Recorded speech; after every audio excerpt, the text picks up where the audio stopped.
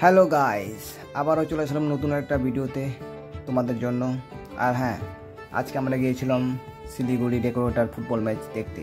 এই যে আমার বন্ধু বান্ধব দেখতে পাচ্ছ, এই যে টাওয়াল পরে গামছা পরে সবাই গাছের নিচে সবাই আড্ডা করতেছে, রেডি হচ্ছে। আর এই যে আমাদের প্লেয়ার ম্যানেজার সবাই রেডি হচ্ছে। আমাদের একটা বড় প্লেয়ার এই যে এখন রেডি হয়ে সবাই নামে হুড়ুক্কা খেলা হলো। নিজেদের টিম ছিল, জিততে তো পারেনি, তাও চেষ্টা করেছে, ছেলেপেলে খুব ভালো খেলেছে। এত গরমের মধ্যে কি খেলা যায়, তাও খেলেছে ছেলেগুলো, যায় দেখো কীভাবে খেলতেছে।